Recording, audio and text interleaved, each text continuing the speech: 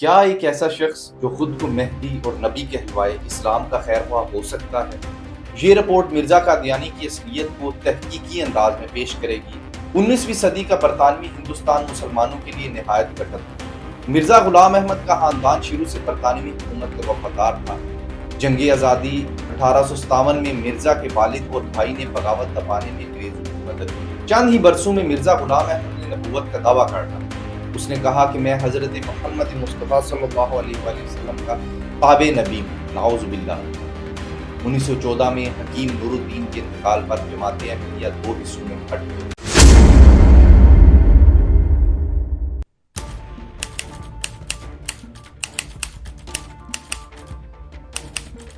السلام علیکم دوستو، میں ہوں سید احمد مصطفیٰ اور آپ دیکھ رہے ہیں فرائے باکس۔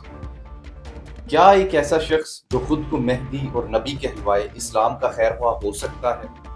آج ہم مرزا غلام احمد قادیانی کے کردار اور فتنہ قادیانیت کی حقیقت بے نقاب کرنے جا رہے ہیں۔ حیران کن بات ہے کہ موجودہ دور میں بعض لوگ جیسے انجینئر محمد علی مرزا قادیانیوں کے لیے نرمی برتنے کا مشورہ دیتے ہیں، مگر شاید وہ اس فتنے کی گہرائی سے واقف نہیں۔ وہ میں نے جو گولڈن کوڈ تھا، میں نے کہا تھا کہ ان سے یہ کہیں کہ آپ ہمیں مسلمان مان لیں، انہی نظریات کے ساتھ ہم آپ کو مسلمان مان لیں گے، اور ٹائم قیامت تک ہے۔ یہ رپورٹ مرزا قادیانی کی اصلیت کو تحقیقی انداز میں پیش کرے گی تاکہ آپ ختم نبوت پر ہونے والے اس حملے کی اصل حقیقت جان سکیں۔ دوستو، ویڈیو کو شروع کرنے سے پہلے میں آپ سے ایک ریکویسٹ کروں گا کہ ہمارے چینل کو سبسکرائب اور بیل کا آئیکن ضرور دبائیں۔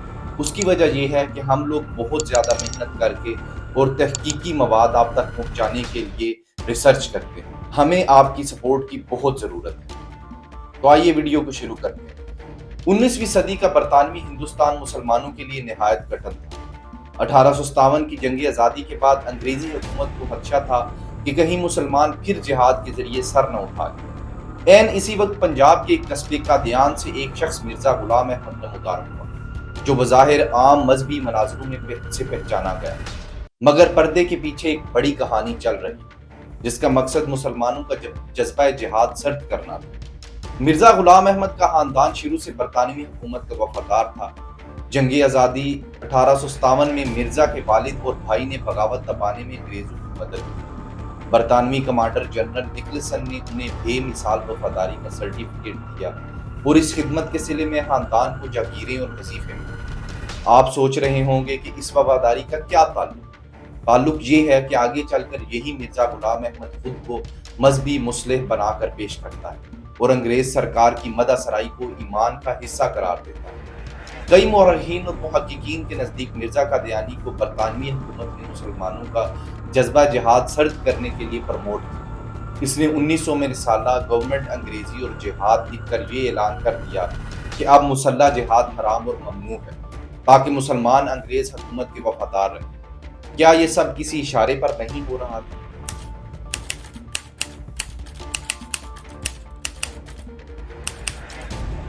23 مارچ 1899 کو لدھیانہ میں مرزا غلام احمد نے پہلی بیعت لے کر اپنی جماعت کی بنیاد رکھی۔ ابتدا میں اس نے خود کو صرف ایک مسلم اور مامور من اللہ کہا۔ دعویٰ 1882 میں، پھر 1891 میں اعلان کیا کہ میں ہی مسیح موعود اور مہدی ہوں، جس کا امت کو انتظار تھا۔ یہ دعویٰ سننا تھا کہ برصغیر کے علماء چونک اٹھے، لیکن ابھی کہانی باقی تھی۔ چند ہی برسوں میں مرزا غلام احمد نے نبوت کا دعویٰ کر ڈالا۔ اس نے کہا کہ میں حضرت محمد مصطفیٰ صلی اللہ علیہ وآلہ وسلم کا تابع نبی ہوں، نعوذ باللہ، اور خدا مجھ سے ہم کلام ہوتا ہے، استغفر اللہ۔ یہی وہ موڑ تھا جہاں سے فتنہ قادیانی نے کھل کر اسلام کی بنیادی عقیدے پر حملہ کیا، یعنی ختم نبوت۔ قرآن مجید میں اللہ تعالیٰ نے واضح فرمایا، ما کان محمد ابا احد من رجالکم ولکن رسول اللہ وخاتم النبیین، کہ محمد تمہارے مردوں میں سے کسی کے باپ نہیں اور اللہ کے رسول اور آخری نبی۔ خود نبی کریم صلی اللہ علیہ وآلہ وسلم نے 14 صدیاں بیشتر تنبیہ فرمائی تھی کہ بے شک میرے بعد 30 کے قریب بڑے کذاب دجال ظاہر ہوں گے، جن میں سے ہر ایک نبوت کا دعویٰ کرے گا، اور یقیناً میرے بعد کوئی نبی نہیں۔ مرزا غلام احمد قادیانی کا نبوت کا دعویٰ اسی پیشین گوئی کا حصہ تھا۔ تمام مکاتب فکر کے علماء اسلام نے فوراً اس کو جھوٹا قرار دے کر اس کے خلاف کفر کے فتوے صادر کیے۔ فتنہ قادیانیت نے اسلام کی بنیادی عقیدے کی جڑ پر وار کیا تھا۔ ایک سچے انسان کی پہچان اس کی زبان سے ہوتی ہے۔ مرزا غلام احمد قادیانی نے اپنی تحریروں میں اپنے مخالفین اور عام مسلمانوں کے لیے انتہائی گھنونے الفاظ استعمال کیے۔ اس نے اپنے نہ ماننے والوں کے لیے کہا ذریۃ البغایا، یعنی فاحشہ عورتوں، کنجریوں کی اولاد۔ اس نے دعویٰ کیا کہ ہر وہ شخص جو مجھے قبول نہیں کرے گا وہ انہی بدکاروں کی اولاد ہے، استغفر اللہ، جن کے دلوں پر اللہ نے مہر لگا دی۔ یعنی جو مسلمان مرزا کو نبی نہیں مانتا وہ معاذ اللہ اس کی نظر میں حرامی اور بدکاروں کی نسل ہے۔ کیا یہ ایک شریف یا راست باز انسان کا کلام ہو سکتا ہے؟ مزید برآں مرزا غلام احمد نے اپنے ایک بڑے ناقد مولانا ثناء اللہ امرتسری کے خلاف 1907 میں مباہلہ کھلے چیلنج کا اعلان کیا، جو فریق جھوٹ پر ہے وہ سچے فریق کی زندگی میں ہلاک ہو جائے۔ مولانا ثناء اللہ نے یہ چیلنج قبول کیا اور انجام دے دیا۔ مرزا غلام احمد قادیانی 26 مئی 1908 کو اچانک ہیضے کولرا جیسی موذی بیماری سے لاہور میں مر گیا، جبکہ مولانا ثناء اللہ امرتسری تقریباً 40 برس تک حیات رہے۔ یوں مرزا قادیانی اپنی ہی دعا کے مطابق اپنے جھوٹے ہونے کی نشاندہی کروا گیا۔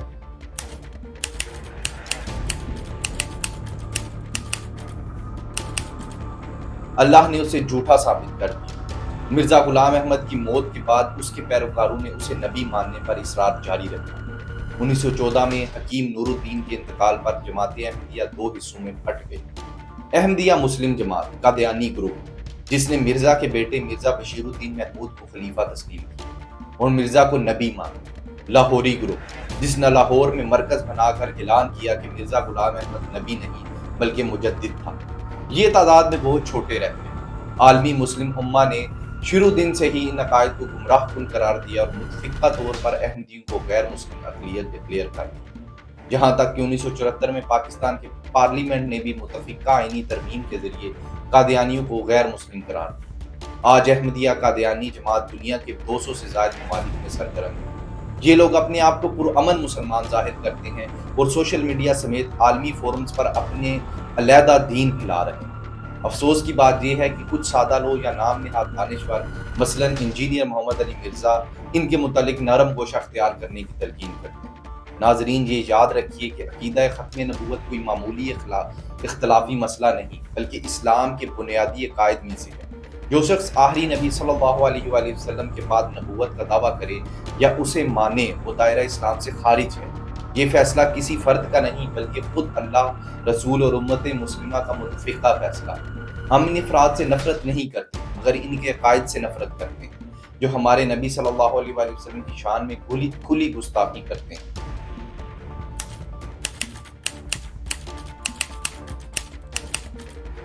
مرزا غلام احمد قادیانی کون تھا؟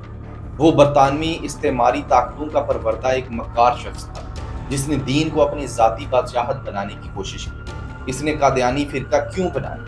تاکہ نبوت کا جھوٹا دعویٰ کر کے مسلمانوں کی جڑ کاٹ سکے اور انگریز حاکموں کے خوشنودی حاصل کرے۔ اس نے اسلام کو کیسے نقصان پہنچایا؟ نبی آخر الزمان حضرت محمد مصطفیٰ صلی اللہ علیہ وسلم کے بعد ختم نبوت جیسے بنیادی عقیدے پر حملہ کر کے امت میں انتشار پیدا کیا، ہزاروں سادہ لوگوں کو گمراہ کر کے اصلی اسلام سے دور کر دیا۔ اس کے ماننے والے خود کو مسلمان کہتے ہیں مگر مسلمانوں کو کافر سمجھتے ہیں، کیونکہ جو مرزا کو نہیں مانتا وہ ان کی نظر میں ذریۃ البغایا ہے۔